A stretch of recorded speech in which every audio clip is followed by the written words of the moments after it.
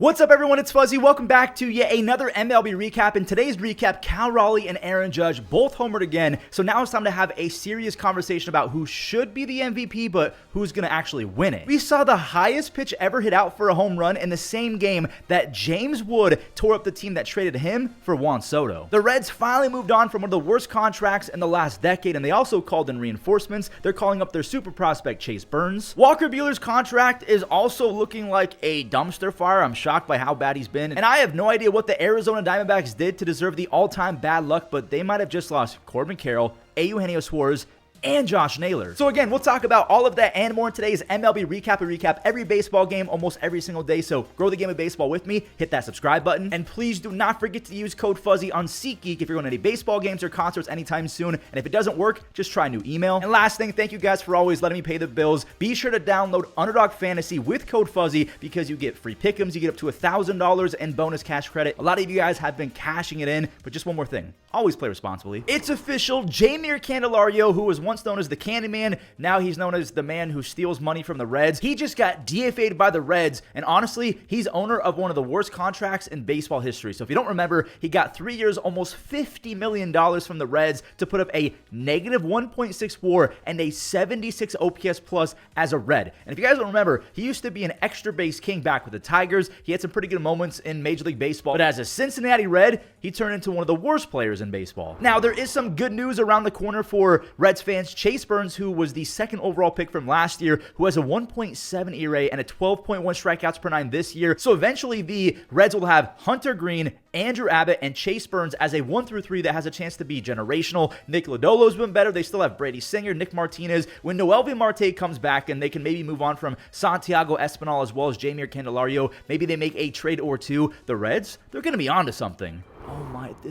no. What did the Diamondbacks fan base do to the baseball gods? Corbin, it just got confirmed that he has a fractured hand, and it's not even the part of the hand that he got hit. It was the back of the hand. So it was like rippling inertia or something like that, like momentum carried through the hand and then hurt something on the back of the hand that wasn't even touched by the baseball. Crazy. This is on top of Gabriel Moreno being out with the finger issue, Corbin Burns, AJ Puck, Justin Martinez all needing elbow surgeries, and we can't forget about Jordan Montgomery. Why, baseball gods? Why? You finally get a small market team showing out, proving that it's okay to spend money, and now it's all being thrown in their face. Like, I'm not even a Diamondbacks fan, but I got beef with the baseball gods. This is a travesty. Come on. Can we stop this? Oh, God. No, it's about to get even worse for Snakes fans, but at least they got to play the White Sox, so they could afford to be a few men down. Josh Naylor, that's a 2-run double. He has a 12-game hit streak, and see what I mean? Geno got hit with 96. He just won NL Player of the Week. He might be missing some time now, too. The X-rays, I will admit, they were initially negative, but they're not always clear. Pavin Smith, he had Geno's back. He punished a 3-run home run to blow it open to a 5 spot against the nasty Shane Smith.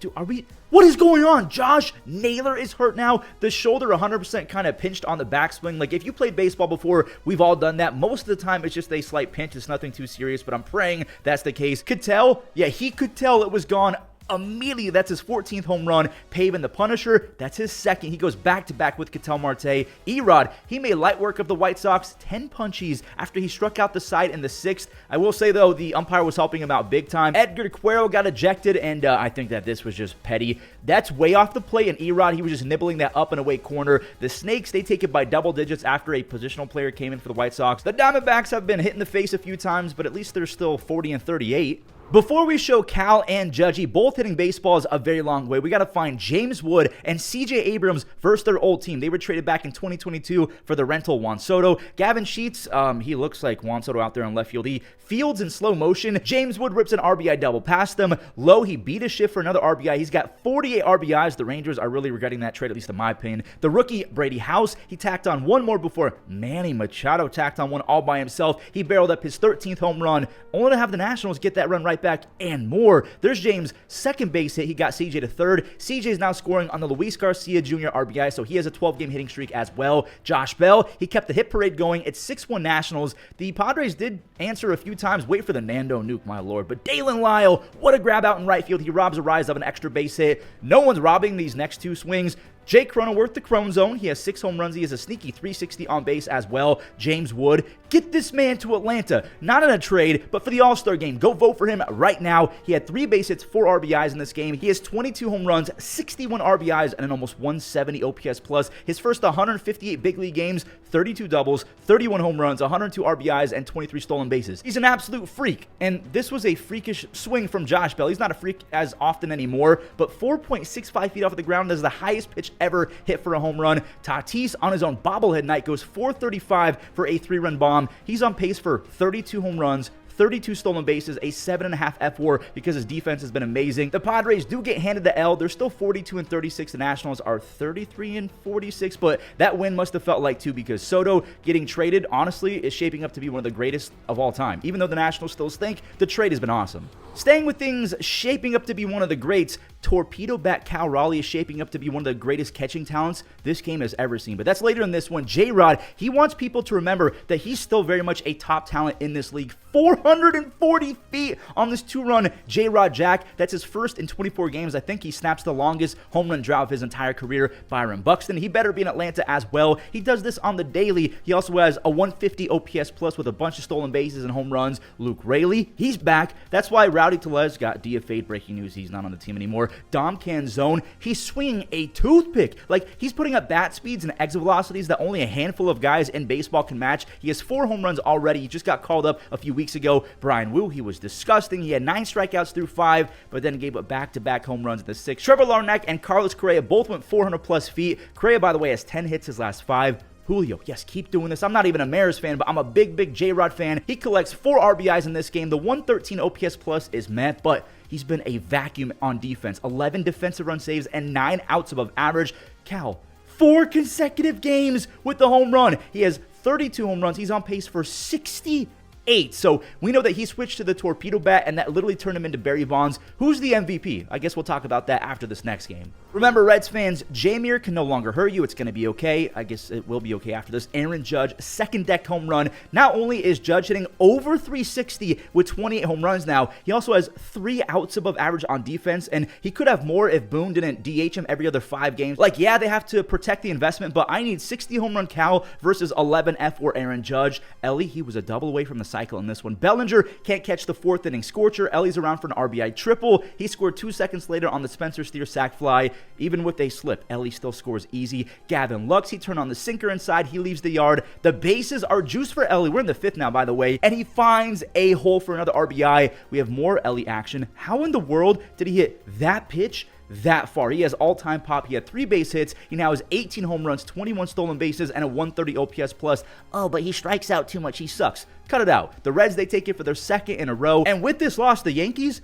they're now just 2 games up on the Rays in the East. Before we move on, we do have to break down Cal Raleigh versus Aaron Judge, who should be the rightful winner of MVP if they both keep this up. So Cal, we know that he plays a more demanding position. He might hit 60-plus home runs. Now, for some reason, in 2025, Cal's defense has taken a little step back. The pop time isn't as fast. He's not as good as throwing guys out, where we know last year he won a platinum glove, so it's in there, but maybe he's focusing more on offense and kind of centering his attention to that. I don't know. If Cal locks in for a 40% caught stealing rate in the second half and keeps raking, I mean, he could put up 9, 10 F4, but remember, Judge also might have 220 base hits, 60-plus home runs. And again, if he keeps it up on defense and maybe the Yankees realize that he needs the Gold Glove defense to take home MVP, maybe they throw him out there a lot more instead of trying to DH him every so often, or who cares about MVPs? He's already won a few. He wants a World Series, but let me know in the comments, if Cal hits 60-plus home runs as a switch-hitting catcher, but Judge also does the same with Gold Glove defense, do you think there might be Judge MVP fatigue like there was with Trout back in the day? Let me know, who do you think deserves MVP, but also maybe it's different because there is MVP fatigue. Who do you think is going to win MVP? We get to see Juan Soto and Ronald Acuña Jr. both go yard in this next one. Juan, he's such an interesting defender. He looks just like Gavin Sheets, just kind of plays defense in slow-mo. At least he makes the grab, though. Albies, he scores on the Michael Harris sac fly. Ronald, he gave a baseball a ride. He might start the All-Star game, not just because of nepotism, like this is Atlanta's little baby and they're going to vote for him. No, he's batting .396 with 9 home runs. And lately, he's been given the green light to start stealing bases again. He had 0 stolen bases his first month. He has 3 the last week. The boos are were raining down as he was rounding the bases. Paul Blackburn, he gave the Braves the W on a silver platter. He walked the bases loaded. Sean Murphy's RBI made it a very important 3-0 game because Soto did his thing. Not before Riley and Schwellenbach did their things. Austin Riley's looking like prime Nolan Arenado with that grab, and Schwellenbach, he had 0 walks over 5 scoreless, and then the walk bit him. He should have gotten Brandon Nimmo out instead. Juan Soto is going out. He has 17 home runs, and since May 30th, Juan is batting .333 with 13 extra base hits, 18 RBIs, and a 1200 OPS. Now, Schwellenbach did settle in for the 7th inning. He goes 7 with 2 earned runs. Dylan Lee, oh, this was a fun matchup. So we have Juan up with 2 on, 2 outs in the 8th. I think Dylan threw 6 sliders in a row, and then Juan spoiled the fastball, and then Dylan Lee finally got him. He wins the at-bat. He then goes 3 outs in the 9th for the 4-out save. The Braves are 4-0 against the Mets this year, who are now 1-9 their last 10 games. I'm going to say it. This was the best win for the Orioles so far this season. I know it was the Rangers, and they're a hit-or-miss team, but Jackson Holliday went crazy. And also, Trevor Rogers might be fixed. I'm going to knock on wood. Do not want to jinx Trevor Rogers. So we just saw Jackson Holliday double in their first run. Then he demolished a lefty-lefty 3-run Oppo Taco. Remember, he's still just 21 years old. He has 9 home runs, 32 RBIs, 8 stolen bases, a 115 OPS plus. The sky is the limit now that he's fixed his swing. Skipping to the 7th, Gunnar had to run forever to make this basket grab, but that gets Rogers through 7 shutout. And I think the last time an Orioles starter went 8 shutout in the regular season was 4 years ago in 2021. And he did it. 101 pitches and 8 brilliant frames. He has 3 earned runs total his first 3 starts. I'm praying that he's figured out how to pitch without the sticky stuff, because to me, I'm just assuming that he was a product of it. And again, this is all alleged, but his strikeout stuff fell off a cliff once they banned it. But hey, maybe he's learning how to pitch without it. So yes, Baltimore is 34-44, but they're 18-12 their last 30. A brutal slow start is costing them, but they're slowly but surely making up for it. They're only 6.5 games back of a wild card spot. By the way, the Rangers, what are we doing with this team? They're 38-41. This next game had what? Like 8 runs in the first inning? Walker Buehler is straight up stealing money, and this Jack Kohanowitz kid, he might not be big league material. No offense to Jack and his family. They're not watching. Who cares? Boston, they're up 2-0 already on the Willier Oppo knock. I forgot that he's back in the lineup. Sadon, this kid's been insane. It's 3-0. He stayed ultra hot, and all of that vanished in like 10 or 12 minutes. Zach Neto, he's playing like a future Hall of Famer straight up. He's an insane defender along with a crazy good bat. Joe Adell brought home the fish. Walker Buehler walked 2 with the bases loaded. It's 4-3 after the rookie Christian Moore got hit by a pitch. It's now 5-3. Neto got hit by a pitch as well. He's in a lot of pain. Walker Buehler's postseason got him paid, and I feel like the Boston front office is really regretting tuning into the World Series because Buehler has a 6.3 ERA. He's walking everyone. He's giving up 10 base hits per 9. At least there's a mutual option for 2026 that they're probably going to opt out of. Alex Cora got ejected again, so his issue was that he thought a ground ball hit Jarren Duran, so Jarren should have been out, so no need for the pickle or throw to second base for the double play. I don't think I've ever seen Alex Cora so mad. He got his money's worth. Trevor Story, he sent out his 11th to tie it, but man, the Boston Red Sox could not get out of their own way. Moore had a sac fly. Taylor Ward took 4 walks, this one with the bases loaded. Travis d'Arnaud had a 2-run single. The Halos took 11 walks in this game. They're now 38-40. Boston is back to an even 40-40 record, which reminds me that we're 2 days away from the halfway point in the season. This year's flying by. Now back to that last game super quick. I like Connor Wong, but this is an unreal stat. Like, it does not seem real. He just got his first RBI. It took him 29 games. It's crazy that he literally had his job snatched away after being pretty good last year. He had a 112 OPS plus in 2024. He has a 21 OPS plus this year. And again, it took 3 months for him to drive in his first RBI. St. Louis put the Cubs in their place, but at least we have a fun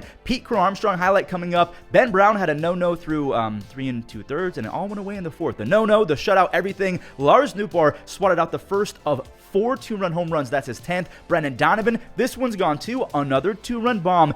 Make it 3. The 3rd 2-run home run of the game for the Cardinals. Alec Burleson, listen to these stats. He's batting .343 with 17 extra bases, 26 RBIs, a .975 OPS his last 38 games. Like, he rakes to the second power. Matthew Liberatore struck out 5 over 7. I'm not going to show his full start because St. Louis has a 4th 2-run home run. Now it's Nolan Gorman's turn. Donovan, he wanted a 2nd home run, but the freak, he's out there patrolling center field. PCA said, nah, he's a once-in-a-lifetime type of athlete. The Cubs get embarrassed by the Cardinals, who are now 43-36. The Cardinals can actually retie Milwaukee for 2nd place if Pittsburgh can surprise some people in this next game. This kid, Nick Gonzalez, might be a problem if he can stay healthy. Jackson couldn't get to this baseball. Nick, he was locked in. I think he had 5 base hits in this game. And remember, he was really locked in to start the season before he got hurt. Tommy Pham, he's finally on the board. What does that mean? When we say on the board, that's a home run. It took him 3 months to hit his first home run of the season. Now, the Brewers did sneak back into it with a 2-run home run, but Nicky G is seeing red. It's an RBI, not a double because he got nabbed at second base. Sal Frelick has an absolute rocket. I believe that's an NL Best 8th outfield assist already for Sal Frelick.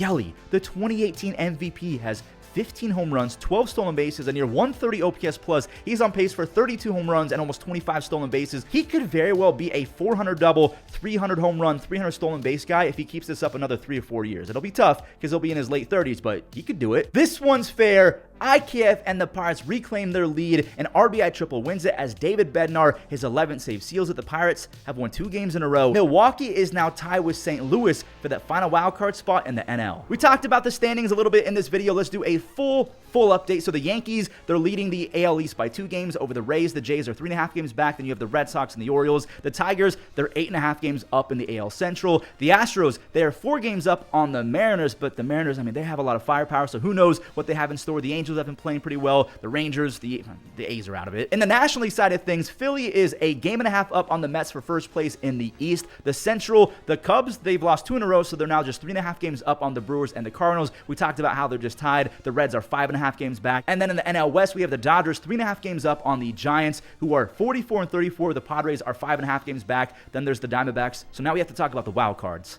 The wild card teams in the AL right now, we have the Rays, Jays, and Mariners in it, with the Guardians a half game back, the Red Sox 1.5 games back, and then 4 or 5 teams at within 3.5 games back. And then we know the Orioles are trying to make a comeback. In the NL, we have the Mets and the Giants as the top 2 wild card teams. We know that the Brewers and the Cardinals are tied for that final spot, and then there's the Padres at a game and a half back. The Reds are 2 games back. The Diamondbacks are 2.5 games back, and then it drops to 6, but those are the Braves we're talking about. They can get back into it in the blink of an eye. Another recap in the books. Thank you guys so much for watching. Do not forget to leave a like, a comment, and also subscribe if you're brand new. Use code Fuzzy on SeatGeek as well as Underdog Fantasy. Thank you guys so much for supporting, and enjoy the web gems. Runner goes. It's outside. Throw to second base, and Durbin is out! Line drive. Oh, leaping catch, Matt Shaw. Gorgeous play. Steals a hit. Shallow center. Friedel coming on hard. On the slide. Makes the play. 1 away. Slow roller. Right side. Tough play. Terang Fields throws to third now, and they will get him. No. Stab the guy. Runner. Hands he come off the bag. Yeah, he did. And he's tagged. Grounder, Matt Olson right there. On to second. Wow. And they got both. Driven to right. Fraley in steep retreat. Leaps up the wall. Makes the play. He flashed the leather. 9 games, and he lines one back up the middle. Acuña froze because he thought Blackburn might catch it. Behind Acuña, and he's tagged down.